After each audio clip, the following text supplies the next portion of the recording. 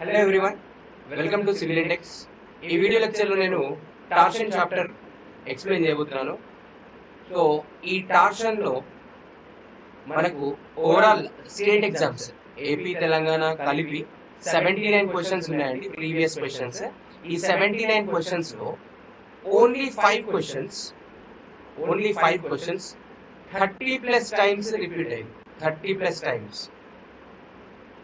So example చూడండి, polar modulus కి సంబంధించిన క్వశ్చన్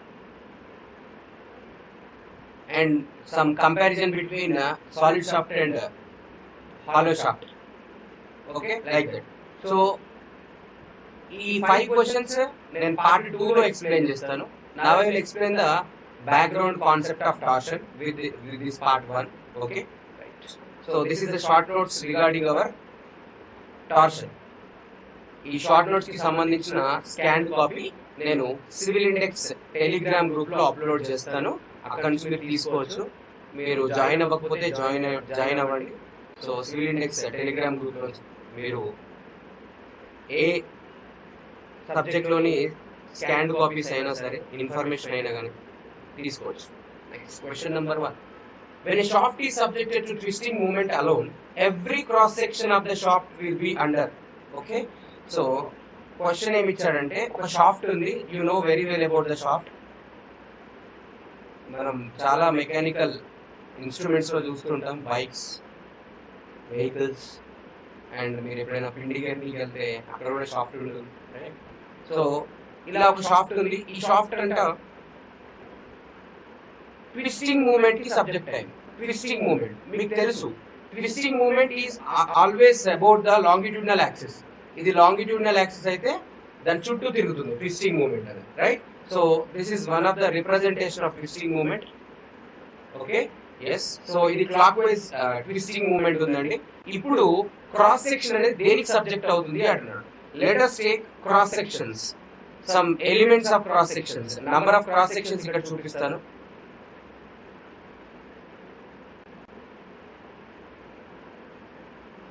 ఓకే, ఇలా బైపార్ట్ చేశాను. సో ఈ ప్రతి క్రాస్ సెక్షన్ అనేది దేనికి సబ్జెక్ట్ అవుతుంది అని అడుగుతాడు.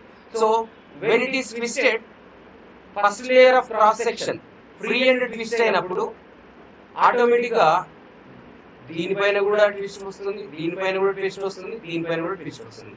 సో ఫైనలీ మనకు ఈ షియర్ అనేది, ఐ మీన్ ఈ స్ట్రెస్ అనేది షియర్ ఫామ్ లో cross section to cross section like this. So ఇది ఒక క్రాస్ సెక్షన్ లేయర్, ఇది ఒక క్రాస్ సెక్షన్ లేయర్. ఇది ట్విస్ట్ అయింది. సో ఇది ట్విస్ట్ అయినప్పుడు ఆటోమేటిక్ గా వీళ్ళు కూడా ట్విస్ట్ అవుతారు. సో దాని పక్కన ఉన్న ఇంకా నెక్స్ట్ లేయర్ కూడా ట్విస్ట్ అవుతుంది. అంటే ఈ ట్విస్టింగ్ వల్ల మనకు షియర్ స్ట్రెసెస్ వస్తాయి. సో షియర్ స్ట్రెసెస్ అనేవి జనరేట్ అవుతాయి. ఈ షియర్ స్ట్రెసెస్ అనేవి ఎలా ఉంటాయి? టాంజెన్షియల్ గా ఉంటాయి క్రాస్ సెక్షన్ కి, నాట్ పర్పెండిక్యులర్, టాంజెన్షియల్ గా ఉంటాయి. Okay, so tangential stresses produce అవుతాయి, right? So answer will be C, right? So next question number 2. So before going to question number 2, just have a glance over our torsion equation, that is T by J is equal to tau by R is equal to G theta by L. ఇది same మన bending equation form లో ఉంది. మీకు తెలుసు bending equation, M by I is equal to F by Y is equal to E by R. So ఇక్కడ M అంటే ఏంటి? Bending moment carrying capacity. R simply bending moment. ఇక్కడ torsion అంటే ఏంటండి? Twisting moment carrying capacity.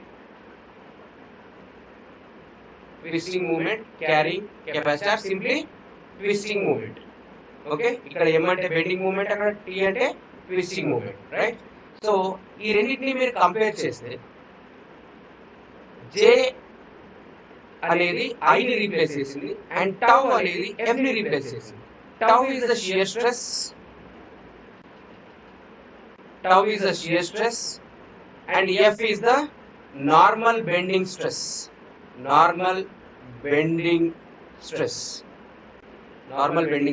Shear stress అనేది tangential గా ఉంటుంది, bending stress అనేది క్రాస్ సెక్షన్ కి పర్పెండిక్యులర్ గా ఉంటుంది. Okay, next Here it is r. R is for radius. ఈ r అనేది రేడియస్ అండి. ఇక్కడ ఎవరున్నారు? y ఉంది. y అంటే fibre. r section distance from neutral axis. Okay. Next g అంటే షియర్ మాడ్యులస్. ఇక్కడ e అంటే Young's modulus. Okay. Next you know this is r. r అంటే రేడియస్ ఆఫ్ కర్వేచర్. l అంటే length of shaft. l for length of shaft. Okay. Next t అంటే ఏం చెప్పాను? Twisting moment. And ఇక్కడ important character ఏంటి అంటే J is the polar moment of inertia. J ఎలా calculate చేస్తారు అంటే moment of inertia about x axis and moment of inertia about y axis. Okay. So ఒక సర్క్యులర్ సెక్షన్ కి moment of inertia of x axis and moment of inertia of y axis is same. So J is equal to moment of inertia of x axis వచ్చేసి pi d power 4 by 64 and y moment of inertia వచ్చేసి pi d power 4 by 64 which is pi d power 4 by 32. So ఇదేంటి? polar moment of inertia, right? So ఇవి దీనికి సంబంధించిన terms అండి. ఇప్పుడు validity చూద్దాం. అంటే ఎవరికి చూద్దాం? ఫస్ట్ కామన్ అజంప్షన్ ఏంటండి? వ్యాలిడిటీ ఏంటి? Homogeneous, isotropic and elastic. Second ఏంటి? హుక్స్ లా వ్యాలిడిటీ అంటే tau is equal to g into 5. ఇక్కడ tau is equal to g into 5 అనేది హుక్స్ లా. ఓకే. షియర్ కి సంబంధించింది కాబట్టి ఇక్కడ డైరెక్ట్ గా నార్మల్ కి సంబంధించింది కాబట్టి ఏం రాయొచ్చు? Stress is equal to Young's modulus into strain అని రాయొచ్చు. కానీ ఇక్కడ అలా కాదు. Shear stress is equal to shear modulus into shear strain అని రాయాలి. Next this is exclusively valid for, ఈ point important, this is exclusively valid for solid or hollow shaft.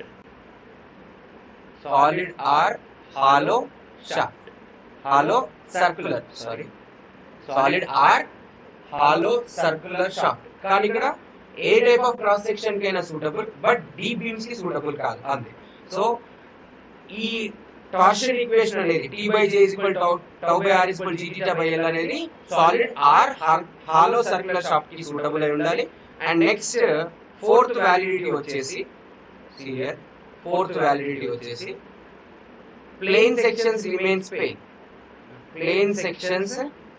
Remains plane before and after twisting.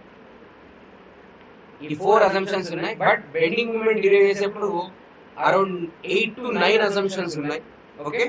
ఈ torsion equation కి అలా assumptions number of ఏం లేవండి, 4 assumptions ఉన్నాయి. So ఇందులో first assumption common, second assumption కూడా common. Next third assumption చాలా important. Okay. అదేంటి? ఈ ట్విస్టింగ్ మూమెంట్ అనేది solid or hollow circular shaft కి సంబంధించింది. Okay, right. Next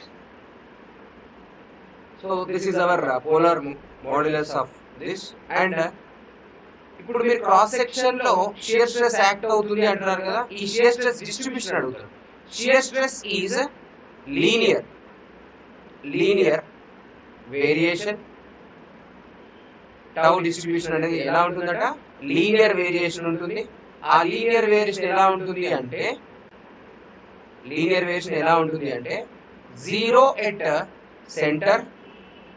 0 at center, maximum at periphery. అంటే దాని చుట్టూ పెరిఫరీ ఉంటుంది కదా, షాఫ్ట్ చుట్టూ సర్కంఫరెన్స్ లో మాక్సిమం ఉంటుంది, 0 at center ఉంటుంది. Okay, right. Next question number 2. In a circular shaft subjected to torsion, the shear stress varies. Shear stress ఎలా వేరీ అవుతుంది ఇప్పుడే డిస్కస్ చేసాము. Circular shaft shear stress distribution అనేది ఎలా ఉంటుందంటే లీనియర్ గా ఉంటుంది, zero at center and maximum at periphery, right? So option A చూడండి, linearly from zero at the center of the section to the maximum value at its periphery, right? Option A is correct. Option B చూడండి, linearly from zero at the periphery, wrong. Linearly from the minimum value at the center and maximum value at the periphery. So it should be zero. Minimum value కాదు, ఇది ఎంత ఉండాలి, zero ఉండాలి. So ఈ option కూడా wrong. No, none of the above, right? ఇది కూడా wrong. So option A is the correct one for the second question.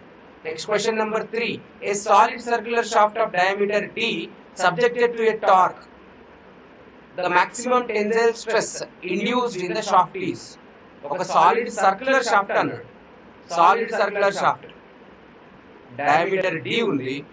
ఈ డయామీటర్ D ఉన్న ఈ షాఫ్ట్ అనేది దేనికి సబ్జెక్ట్ అయింది? ఇప్పుడు ట్విస్టింగ్ కి సబ్జెక్ట్ అయింది, which is having some T magnitude.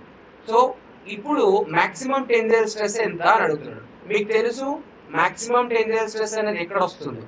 Maximum tensile stress will be at periphery, right? So periphery దగ్గర వస్తుంది. సో పెరిఫరీ దగ్గర వస్తుంది కాబట్టి ఇది టౌ మ్యాక్స్ అవుతుంది, రైట్? సో టౌ మ్యాక్స్ కోసం ఇప్పుడు సొల్యూషన్ చేస్తున్నాను చూడండి. టార్షన్ ఈక్వేషన్ ఇది T/J is equal to G θ/L. So దీని నుంచి మనకు ఎలాంటి స్ట్రెస్ కాంపోనెంట్ రాదు కాబట్టి ఈ ఈక్వేషన్ వదిలేసేయండి. Next T/J is equal to τ/R. τ/R. So మనకు కావాల్సింది tau max. Tau max is equal to T/J into R should be maximum. Radius అనేది అవుటర్ పెరిఫరీకి వెళ్ళాలి అంటే మాక్సిమం ఉండాలి.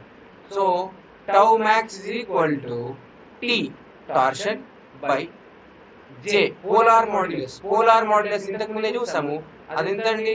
Polar moment of inertia, sorry, polar moment of inertia πd/4/32 into R value. R value ఎంతండి? Small d/2. Small d/2. So 2 కి 16 మిగిలింది and ఇక్కడ cube మిగిలింది. సో టౌ మ్యాక్స్ వచ్చేసి 16t/πd3. 16t/πd3. సో ఇది మీరు గుర్తుపెట్టుకోవాలి, ఎందుకంటే నేను బెండింగ్ చేసేప్పుడు ఎప్పుడు కూడా ఇలాంటి ఫార్ములా డిరైవ్ చేసి ఇవ్వలేదు, బికాస్ అందులో డిఫరెంట్ క్రాస్ సెక్షన్స్ ఉంటాయి. కానీ ఇక్కడ అలా కాదు. ఇక్కడ ఏంటి, ఓన్లీ సాలిడ్ సర్క్యులర్ షాఫ్ట్ ఉంటుంది లేదంటే హాలో సర్క్యులర్ షాఫ్ట్ ఉంటుంది. For that you know very well ఏంటి అంటే సాలిడ్ సర్క్యులర్ షాఫ్ట్ అయితే polar moment of inertia πd/4/32. Next polar moment of inertia for the hollow circular shaft వచ్చేసి π/32 into d/4 minus small d/4 or d outer side minus d outer side power 4 minus d inner side power 4. Okay, ఇది J value, hollow circular కి సంబంధించిన J value. Okay, right. Next question number 4. The maximum twisting moment a shaft can resist is the product of permissible shear stress and, okay, so T/J is equal to τ/R. Maximum twisting moment and Tmax, nothing but twisting moment carrying capacity.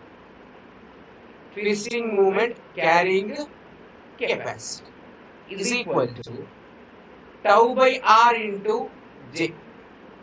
τ/R into J, right? ఇప్పుడు మీరు మన bending stress equation recall చేస్తే M/I is equal to F/Y, right?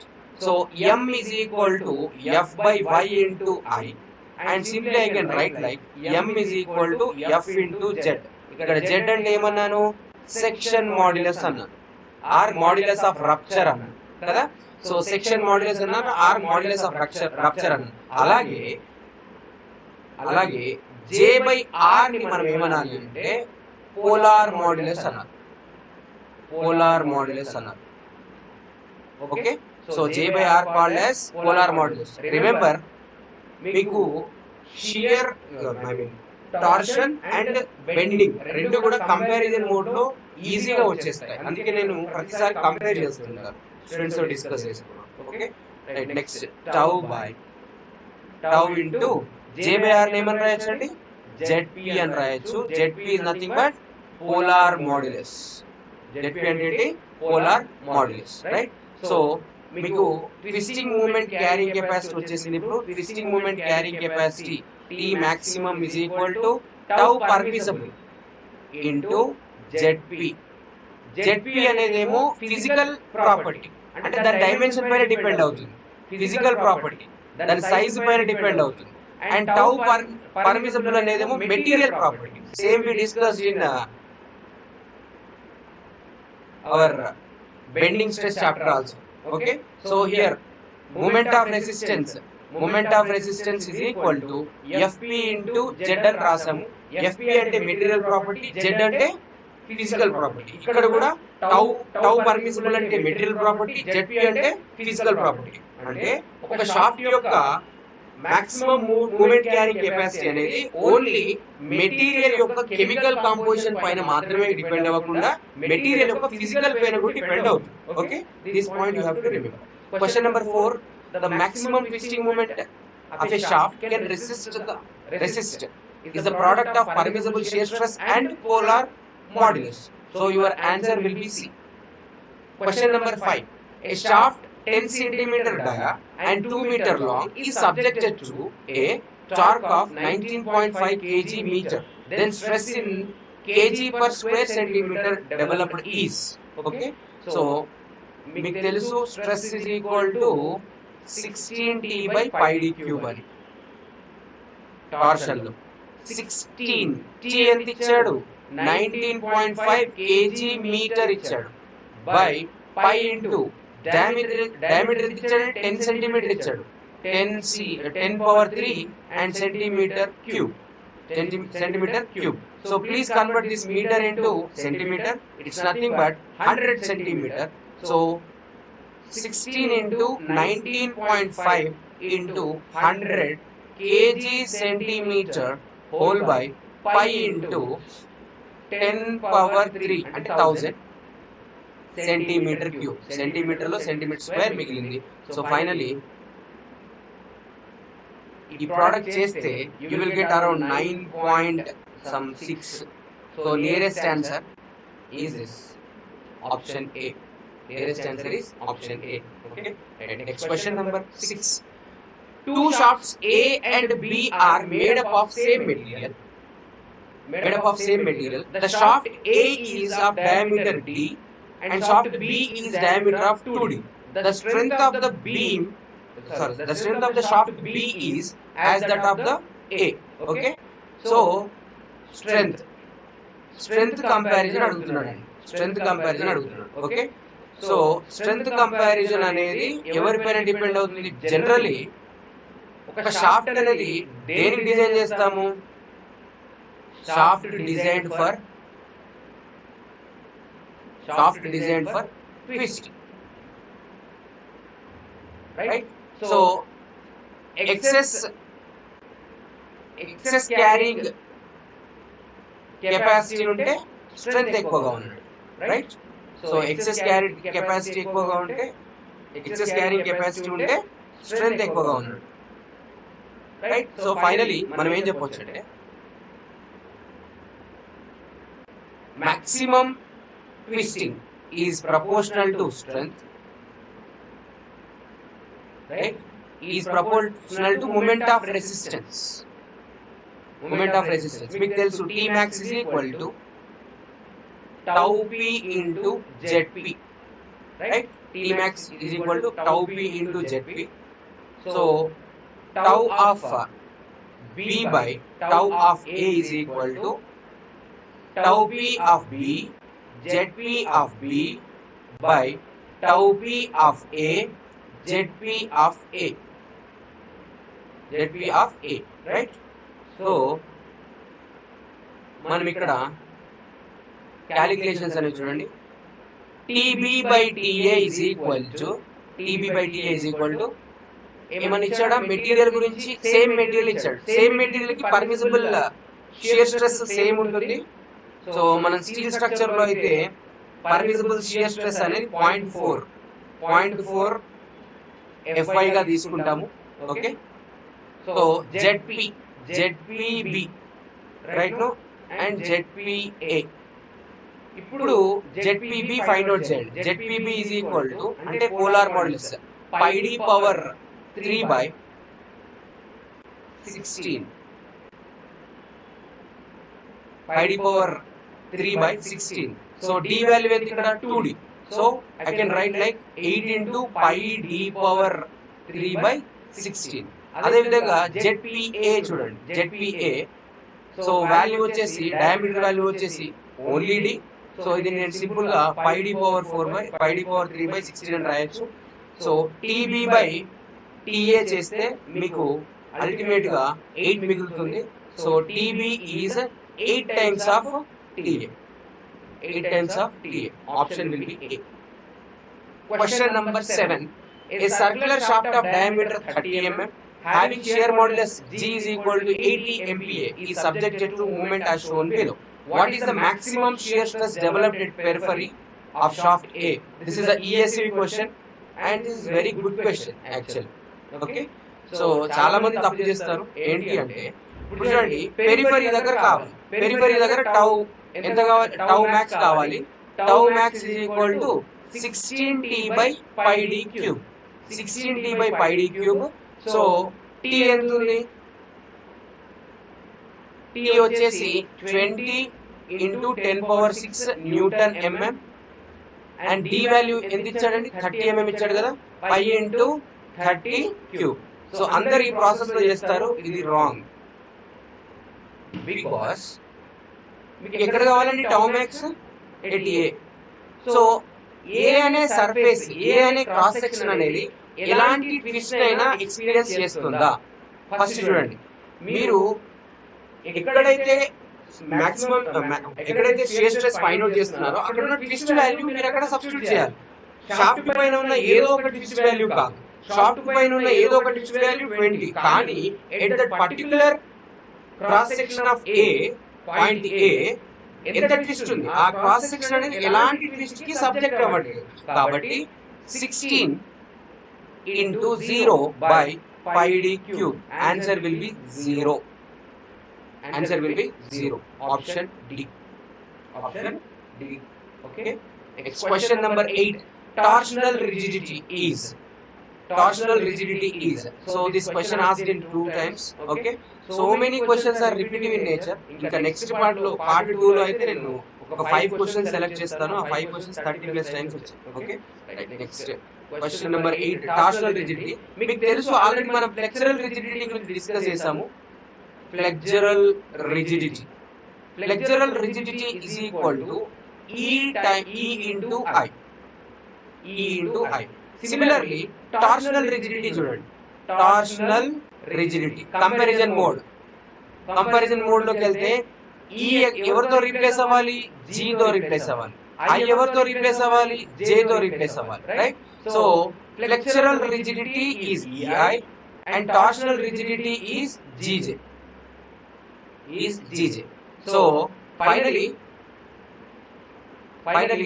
ఈ రెండు కూడా దేన్ని indicate చేస్తుంది అంటే రిజిడిటీ ఎక్కువగా ఉందనుకోండి, రిజిడిటీ ఎక్కువగా ఉంటే డిఫార్మేషన్స్ తక్కువగా ఉంటాయి. డిఫార్మేషన్స్ తక్కువగా ఉంటాయి. ఓకే, రిజిడిటీ ఎక్కువగా ఉంటే డిఫార్మేషన్స్ తక్కువగా ఉంటాయి. So it means that rigidity ఉండడం వల్ల బీమ్ కి కానీ షాఫ్ట్ కి కానీ స్ట్రెంగ్త్ ఎక్కువగా ఉంటుంది. ఓకేనా? Right. So torsional rigidity is the product of shear modulus and polar movement of inertia. Answer will be D. Question number 9. Torsional stiffness is defined as, torsional stiffness same again, flexural stiffness. నేను already first chapter లో కూడా discuss చేశాను. ఫ్లెక్సురల్ stiffness EI/L. Similarly, torsional stiffness చూడండి, torsional stiffness is GJ/L. TJ/L. Okay, so flexural stiffness అంటే flexural rigidity by length, torsional stiffness అంటే torsional rigidity by length. Okay, so ఇవేమి indicate చేస్తాయి?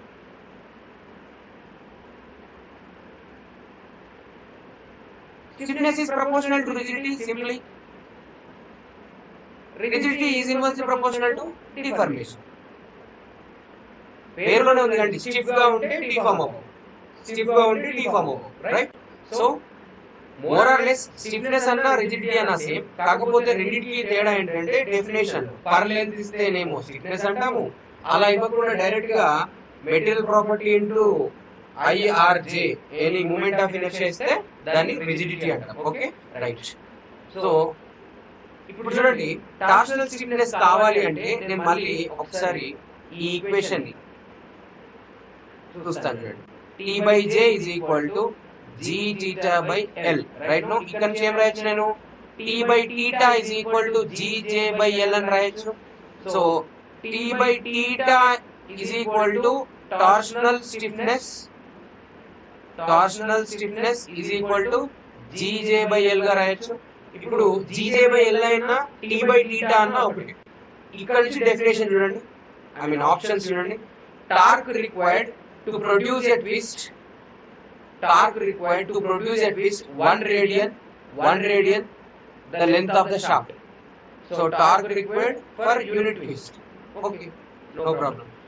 Torque, ఇది correct statement. Torque required to produce a twist of 1 radian per unit length.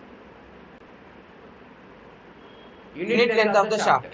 Unit length of the shaft not required here. Okay, torque required to produce a twist 1 radian per 1 polar modulus, it is wrong. Torque required unit cross section area of the shaft, wrong. So answer is A. Okay,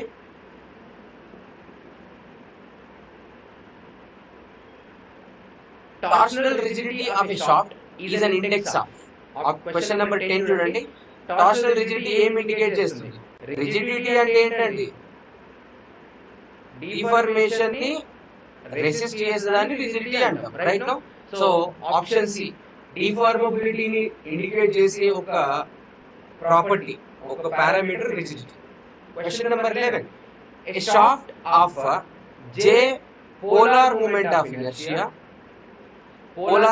inertia and G modulus of rigidity. It's not modulus of rigidity, it is shear modulus. Okay, no problem. So this is shear modulus or modulus of rigidity also we can call. Is fixed at one end and subjected to torque T at the free end and same torque at mid length in opposite direction as shown in figure. Then the difference in the twist between the free end and the midpoint is equal to. So ఇది midpoint అండి ఇక్కడ. So twist అడుగుతున్నాడు, twist. So let us take this as A, this as B and this is center point C. Center point C అనుకుందాము, ఒక్కసారి చూద్దాము దానికి related ఎలా చేస్తారు. సో తను అడుగుతుంది ఏంటి? Theta CB. టీటా సిబి అంటే ఏంటి అంటే twist of B upon C. Twist of B upon C అంటే C తో కంపేర్ చేస్తే B ఎంత ట్విస్ట్ అయింది, C తో కంపేర్ చేస్తే B ఎంత ట్విస్ట్ అయింది అనేది. సో టీటా సిబి ని మనం ఇలా రాయొచ్చు, theta CB is equal to theta of B minus theta of C.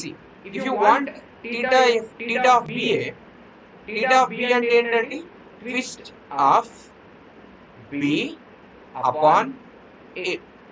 A తో కంపేర్ చేస్తే B ఎంత ట్విస్ట్ అయింది, ఎంత డిస్లోకేట్ అయింది, ఆ ఒరిజినల్ లొకేషన్ నుంచి ఎంత డిస్లోకేట్ అయిందని చెప్పారు, రైట్? సో ఈ కేసులో ఏమవుతుంది? Theta B minus theta A. But we know that fixed end అనేది ఎలాంటి డిఫార్మేషన్ ని అలో చేయదు కాబట్టి 0. So simply it is theta B. Okay, so ఇప్పుడు మనకు కావాల్సింది ఏంటి అంటే టీటా సిబి కావాలి. Theta CB is equal to ఈ ఈక్వేషన్ ని చూడండి మళ్ళీ, T/J is equal to G∅L. ఇక్కడ నుంచి టీటా రాస్తాను చూడండి, theta is equal to TL by GJ. So twist length GJ. But ఇక్కడ ఏ పోర్షన్ అయితే మీరు ట్విస్ట్ అవుతుంది అంటున్నారు, ఇక్కడ పర్టికులర్లీ ఏ పోర్షన్ ట్విస్ట్ అవుతుంది అంటున్నారు, సిబి పోర్షన్ ట్విస్ట్ అవుతుంటారు. సో ఆ దాని రిలేటెడ్ టార్షన్ రాయాలి, దాని రిలేటెడ్ టార్షన్ రాయాలి, దాని రిలేటెడ్ లెంత్ రాయాలి, దాని రిలేటెడ్ షియర్ మాడ్యులస్ రాయాలి, దాని related polar moment of inertia రాయాలి. So let us take this. ఈ ఫ్రీ బాడీ డయాగ్రామ్ తీసుకుందామండి. సో ఈ ఫ్రీ బాడీ డయాగ్రామ్ తీసుకుంటే, దీనికి సంబంధించిన ఫ్రీ బాడీ డయాగ్రామ్ తీసుకుంటే, ఈ ఫ్రీ బాడీ డయాగ్రామ్ లో మనకు ఓన్లీ ట్విస్ట్ అనేది ఇక్కడ ఉంది. ఎంత ఉంది? టీ ఉంది, రైట్ నో. సో ఇక్కడ టీ ఉంది కాబట్టి బ్యాలెన్స్ చేయడానికి, అండ్ ఇది క్లాక్ వైజ్ కాబట్టి ఆబ్వియస్ గా క్లాక్ వైజ్ మనకు ప్రొడ్యూస్ అవుతుంది. సో క్లాక్ వైజ్ ప్రొడ్యూస్ అవుతుంది, దాని వాల్యూ టీ. సో ఈ టోటల్ సిబి పోర్షన్ అనేది ఇప్పుడు ఎంతకు సబ్జెక్ట్ అయింది? టీ కి సబ్జెక్ట్ అయింది, రైట్. సో టీ రిలేటెడ్ కి సబ్జెక్ట్ అయింది, right. So theta of BC is equal to T into length of CB is L by 2. ఎంతండి? L by 2 by G value. చూడండి, G వాల్యూ కామన్ ఇచ్చాడు, ఎలాంటి change లేదు. And J value is something J only. So G into J. So simply TL by 2GJ. This is your solution for your question number 11. Option A correct. Question number 12. This is also good question. So ఇలాంటి questions మీరు exam లో చేసి correct గా answer చేయగలిగితే you are the top 10. I can give that. Okay. ఎందుకంటే ఈ level of questions a tough level questions, tough level and AW level లో వచ్చే క్వశ్చన్స్. ఓకే. సో ఇక్కడ అబ్జర్వ్ చేయండి. A circular shaft of diameter D having a shear modulus G is subjected to movement as shown below. What is the angle of twist at A? Angle of twist at A కావాలి. Okay, sorry I forgot. A ఇక్కడ ఉంది, ఇక్కడ B ఉంది, ఇక్కడ C ఉంది. Okay, angle of twist at A కావాలి. So if you want angle of twist of A, first of all theta అనేది single గా చెప్పము, ఏదో ఒక పాయింట్ తో కంపేర్ చేసి చెప్పాలి. ఆ పాయింట్ ఏంటో ఒకసారి చూడండి. Let us take it as AC తో చెప్దాం. ఓకే, AC అంటే ఏంటంటే టీటా ఆఫ్ C అని. C అంటే ఏంటి? Theta A minus theta C. మీకు తెలుసు ఫిక్స్డ్ ఎండ్ అనేది ఎలాంటి డిఫార్మేషన్ అలో చేయదు కాబట్టి ఇది 0. ఇప్పుడు టీటా CA చెప్తే ఆటోమేటిక్ గా టీటా A చెప్పినట్టే కదా. సో టీటా CA ని మళ్ళీ నేను ఏం రాస్తాను అంటే theta CB plus theta BA గా రాస్తాను. ఎందుకంటే ఇందులో వచ్చిన డిఫార్మేషన్ ప్లస్ ఇందులో వచ్చిన డిఫార్మేషన్ కలిపితే టోటల్ డిఫార్మేషన్ అవుతుంది. ఇందులో వచ్చిన డిఫార్మేషన్ కలిపితే టోటల్ డిఫార్మేషన్ అవుతుంది, రైట్. సో ఇప్పుడు theta CA is equal to theta A is equal to theta CB. చూడండి, టీటా CB అంటే ఏంటి? T of CB L of CB whole by G of CB J of CB plus T of BA L of BA plus by G of BA J of BA. So మీరు ఒక్కసారి twist values find out చేయండి. ఈ total cross section అనేది అంటే up to B to A ఎలాంటి twisting moment లేదు,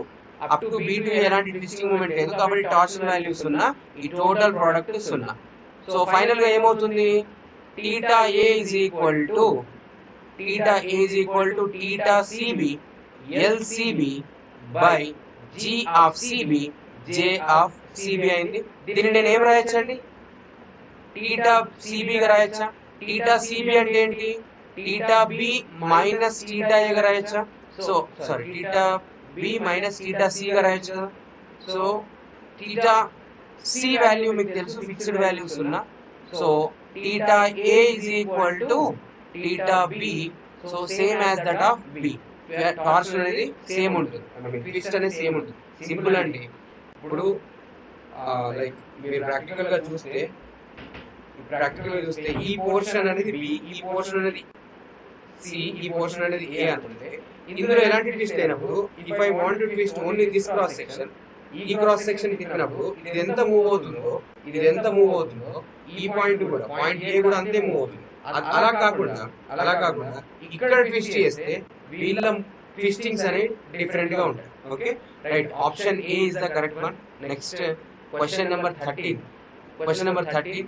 If the moment of inertia of a section about orthogonal axes are 1 into 10 power 6 and 2 into 10 power 6 and its area is 100 units, polar moment of inertia J is equal to Ixx plus Iyy. So ఇది రెండు ఆర్థోగోనల్స్ values ఇచ్చాడు, ఇది xx ఇది yy. మనకు తెలుసు Ixx ఇచ్చాడు 1 into 10 power 6 and Iyy ఇచ్చాడు 2 into 10 power 6. J value వచ్చేసి 3 into 10 power 6. Option will be A. Right. Okay, next 14th question చూడండి. A circular shaft of modulus of rigidity G is subjected to a twisting moment that produces maximum shear stress Q in the shaft. Strain energy per unit volume in the shaft is given by. Strain energy per unit volume given by the shear is Q square by 4G. Q is maximum shear stress.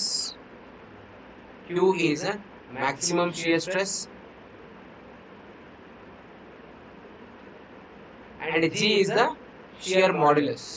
Okay, so this is the formula you have to remember. అదే direct shear వల్ల ఎంత ఉంటుంది, ఇది ఏం case, torsion case అండి.